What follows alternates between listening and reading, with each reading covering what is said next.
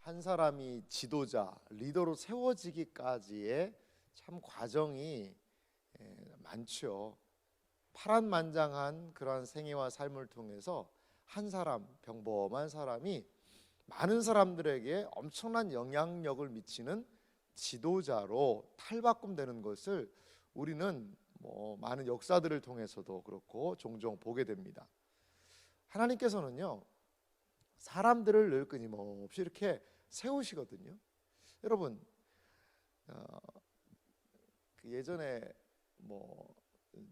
뉴욕 타임즈라는 그 타임지가 있지 않습니까? 그 신문 가운데 역사상 가장 탁월한 지도자가 과연 누구였을까에 대한 조사를 한번 한 적이 있다고 그래요. 근데 거기에서 많은 사람들이 좀 생각했던 사람이 누구냐? 역사적으로 좋은 지도자들이 많지만 이 모세를 좀 택했다는 이야기를 하더라고요. 40년간 그 애굽에서 종살이 하던 사람들을 끌고 가나안이라는 곳까지 갔던 사람 아니겠습니까? 그리고 모세가 모세 오경을 또 씁니다. 성경을 하나님의 영감으로 기록을 하고 그 광야의 그 기간 동안의 그 40년의 여정을 또 책으로 남겼고 그 탁월한 지도력을 발휘한 사람. 그래서 많은 사람들이 이 모세가 정말 지도자로서의 자질을 갖춘 사람 아니겠느냐 이렇게 이야기했던 기사를 본 적이 있습니다. 그렇습니다. 모세는 불세출의 지도자죠. 오죽하면 성경에 다음에 모세 너와 같은 선지자를 일으킬 것이다 라고 이야기할 정도로 탁월하게 40년간 이스라엘 공동체를 다스린 그리고 인도한 리더였습니다. 그런데 이 하나님의 사람 모세의 이 지도자가 되기까지의 과정은요, 상당히 우리가 봐도 이게 모세 맞나? 할 정도로 어리숙하기도 하고 고집을 피우기도 하고 못한다고 그러기도 하고 핑계를 대고 자신감 없고, 우리가 모세 오경을 통하여서 출애굽기를 통하여서 그리고 레위기, 민수기, 신명기를 통하여서 본 모세의 모습과 이 출애굽기 오늘 4장의 모세의 모습은 너무나도 생경합니다. 그러면 하나님께서는 어떻게 이 한 사람을 세워서 지도자로 만드시는지, 물론 많은 과정이 있겠습니다만 오늘 이 결정적인 이 부름의 순간에 어떠한 일이 있었는지를 오늘 말씀을 출애굽기 4장 말씀을 통하여 좀 살펴보기 원합니다. 4장 1절 말씀은 모세의 불신앙으로부터 시작하는 것을 볼 수가 있습니다. 모세가 대답합니다. 이르되 그러나 그들이 나를 믿지 아니하며 내 말을 듣지 아니하고 이르기를 여호와께서 내게 나타나지 아니하셨다 하리이다. 이미 3장에서 하나님께서는 모세에게 사명을 주시고 이스라엘 내가 너로 말미암아 이 백성을 건져낼 것이다 가라라고 이야기하는데, 아니 하나님 내가 딱 갔는데 하나님이 니들 가라고 그런다, 우리 이제는 출애굽할 수 있다 라고 얘기하면 너 그거 누구한테 들었냐? 네가 지어낸 건지 우리가 하나님이 진짜 하시는지 어떻게 하냐? 라고 하면 저 할 말 없습니다. 이렇게 지금 모세는 매우 인간적인 이야기를 합니다. 그러자 하나님께서 모세를 설득하시는 과정이 있습니다. 그래? 그렇다면 내가 너에게 표적을 보여주겠다. 그래서 무엇을요? 모세가 가지고 있는 지팡이가 있습니다. 모세는 미디안에서 40년간 뭘 하냐? 이드로의 집에서 목동 치는, 이 양 치는 거죠. 40년간 미디아 광야에서 그 양 치고 있는 그 모세에게 찾아오셨잖아요. 그러니까 여러분, 목동의 지팡이가 엄청나게 번쩍번쩍하고 좋은 거겠어요?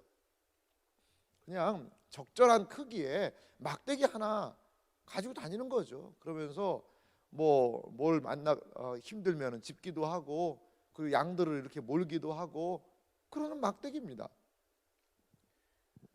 네 손에 있는 것이 무엇이냐 하나님은 이전에 물어보시고 그가 지팡이 하나 있습니다. 그거 던져라. 던지죠. 그러니까 이 지팡이가 뭐가 돼요? 이게 뱀이 됩니다. 얼마나 깜짝 놀랐을까요? 3절에 보니까 모세가 뱀 앞에서 피했다고 그래요. 아마 많은 사람들은 이게 뭐 맹독성 독사가 아니었을까 그런 이야기를 합니다. 여러분 너무나 끔찍하지 않습니까? 우리는 뱀을 보기만 해도 상상만 해도 무서운데 아니 내가 짚던 지팡이가 뱀이 됐으니 얼마나 무서워요? 근데 하나님께서 4절에 이러한 말씀을 하세요. 여호와께서 모세에게 이르시되 내 손을 내밀어 그 꼬리를 잡으라. 여러분 상식적으로 뱀을 잡으려고 그러면 뱀을 잡는 것도 참 그렇지만 끔찍하지만 뱀의 머리를 잡아야 될까요? 꼬리를 잡아야 될까요? 이게 맹독성 독사라면 독이 있는 독사라면 이게 꼬리를 잡았다가는 어떻게 될까요? 뭐 뱀이 꼬리 잡는다고 그냥 가만히 이렇게 있습니까? 누가 내 꼬리 잡냐고 그러면서 그냥 확 돌아서서 물 거예요. 이것은 모세의 믿음에 대한 시험일 수 있습니다. 믿음에 대한 시험이죠. 네가 과연 내 말에 순종할 수 있겠냐 이거죠. 앞으로 모세는 지도자가 되어야 됩니다. 누구 말 들어야 돼요? 사람들이 이 말하고 저 말하고 이렇게 합시다 저렇게 합시다 또 바로는 바로대로 막 이야기를 하고 거기에서 모세는 누구 말 들어야 됩니까? 이것은 모세 너는 내 말만 들어라. 그것에 대한 시험일 수 있어요. 모세가 상식을 깨고 하나님 절대 그렇게 못합니다. 이게 뱀 이렇게 가지고 꼬리 이게 물면 어떻게 합니까? 그런 말 안 하고 순종하죠. 그러자 다시 지팡이가 되었다는 거예요. 놀라운 일입니다. 이거 가서 애굽에 가서 행해라. 그러면 내가 하나님이 너와 함께하는 것을 사람들이 알 것이다라고 이야기를 합니다. 하나님께서는요 이 하나로 또한 끝나지 않으셨어요. 다른 것을 또 말씀하십니다. 6절 보십시오. 여호와께서 그에게 또 이르시되 내 손을 품에 넣어라. 이제 모세의 손을 이 품에다가 이렇게 쑥 집어넣습니다. 그런데 손을 품에 넣었다가 내어보니까 손에 나병이 생겼다라고 그래요. 이 나병이 뭐 한센병이라고 보통은 또 이야기를 하지 않습니까? 근데 성경 원어의 내용과 학자들의 내용을 보면 이게 한센병일 수도 있지만 악성 피부병일 거다 이렇게 얘기하는 거예요. 이 손이 완전히 뭐 너덜너덜해질 정도로 악성 피부병이 걸린 겁니다. 하나님께서는 어떻게 얘기하세요? 다시 품에 넣으라는 거예요. 넣었다가 빼보니까 처음처럼 손이 깨끗하게 된 거죠. 여러분 손은 어떤 기능을 하나요? 손은 힘의 상징입니다. 이 손을 가지고 일도 하고 많은 것들을 감당하지 않습니까? 이 손을 주관하시는 분이 누구시라는 거예요? 하나님이시라는 겁니다. 이 표적 의사들은 질병을 치료까지는 할 수 있습니다. 하지만 병이 생기게는 못해요. 이것을 통하여서 하나님의 능력을 보이라는 것이죠. 9절에 하나님께서는 이 두 가지 이종 세트와 더불어서 마지막 보너스로 추가로 하나를 더 이적을 보여주세요. 9절은 이렇게 얘기합니다. 그들의 이 두 이적을 믿지 아니하며 내 말을 듣지 아니하거든 너는 나일강 물을 조금 떠다가 땅에 부으라. 내가 떠온 나일강 물이 땅에서 피가 되리라. 하나님께서는요 이거는 여기서 시연을 지금 안 하십니다. 왜냐하면 이거는 나중에 애굽에 가서 할 일입니다. 나일강에서 할 일이에요. 여기에서는 시연을 안 하세요. 하나님께서는 이렇게 세 가지의 하나님이 이 모세와 함께 한다는 강력한 증거를 지금 주고 계시다는 겁니다. 우리 하나님 어떤 분이십니까? 우리 하나님은 내가 말하는데 말이야 너 내 말대로 들어야지 어디서 토를 다냐 가라면 가라 그렇게 하시는 분 아니세요. 우리 하나님 설득하는 분이세요. 우리 하나님 우리의 무엇을 원하시는 분이세요? 자원하는 마음을 원하세요. 우리 하나님 우리의 마음에 그냥 마음에도 없이 몸만 질질질질 끌려가는 그러한 순종 말고 우리의 마음에서부터 동의가 되고 우리의 마음에서부터 인정이 되고 우리의 마음에서부터 우러나오는 그러한 인정과 순종을 하나님 원하신다는 것이죠. 이 정도 되면 예 하나님 알겠습니다. 이제 제가 가겠습니다. 하나님이 이러한 이적들을 저에게 보여주셨고 제가 이제 힘내서 갈게요 라고 할 법한데 모세도 이게 만만치가 않습니다. 10절 한번 보실래요?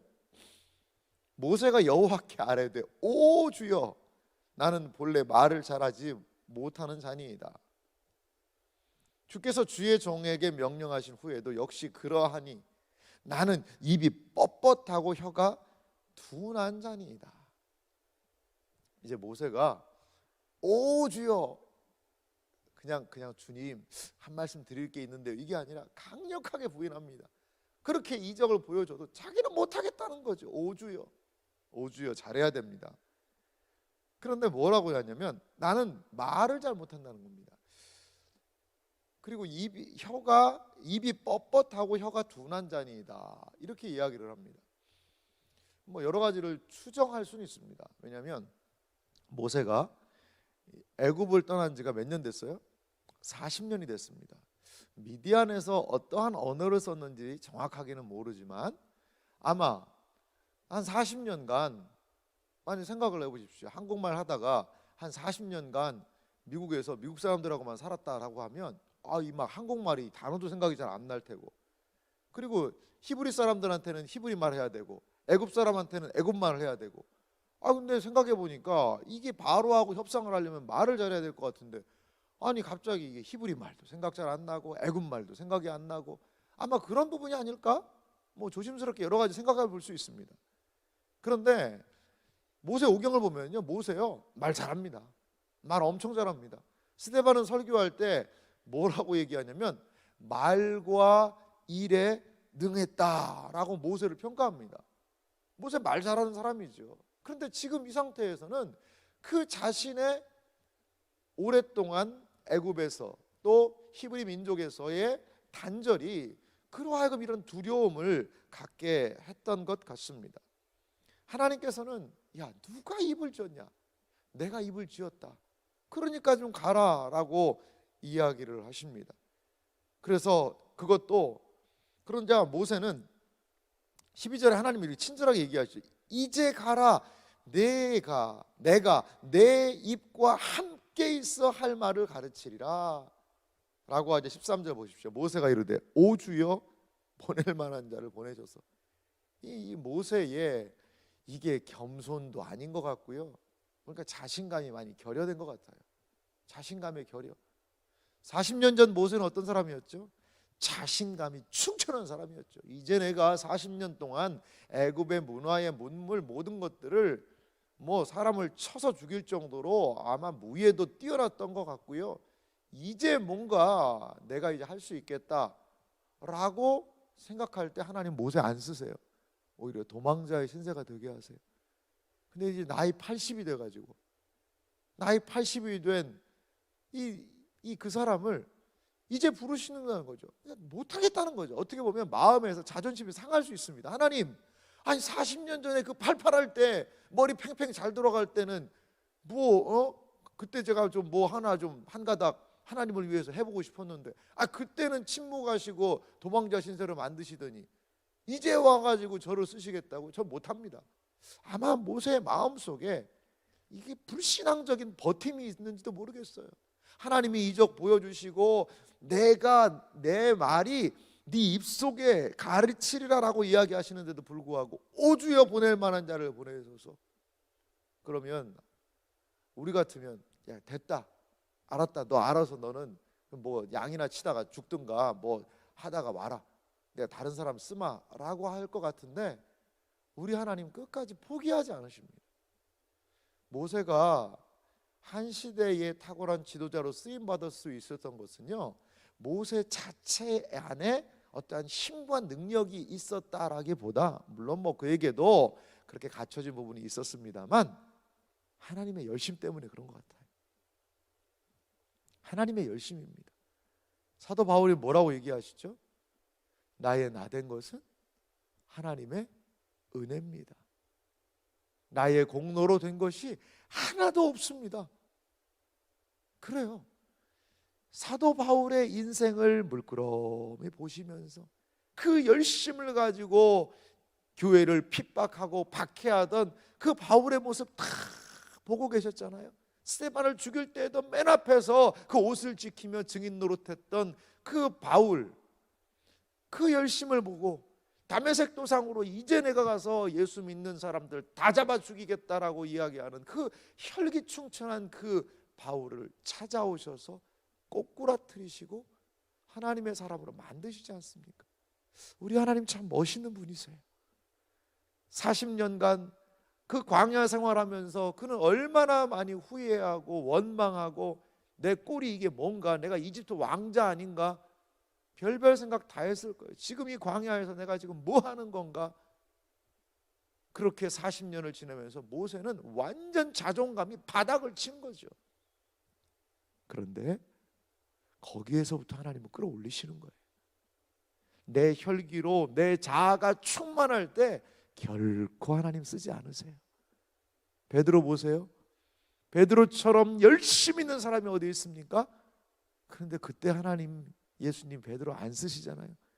코가 쑥 빠져서 부인하고 예수님 얼굴도 제대로 못 쳐다보고 그럴 때 그 갈릴리 바다에서 고기 잡으러 간 베드로 다시 불러서 사용하시지 않습니까? 우리의 하나님은 제 사용의 명수신 것 같아요. 다시 불러서 사용하시는 것. 모세야, 40년 전에 너의 모습 아마 알을 거예요. 그 모습보다 지금 내가 네 모습 가지고 쓰겠다. 너는 안 될 것 같지? 내가 하마. 너는 포기할 것 같지? 내가 하마. 하나님께서는 이 모세를 지금 설득하고 계십니다.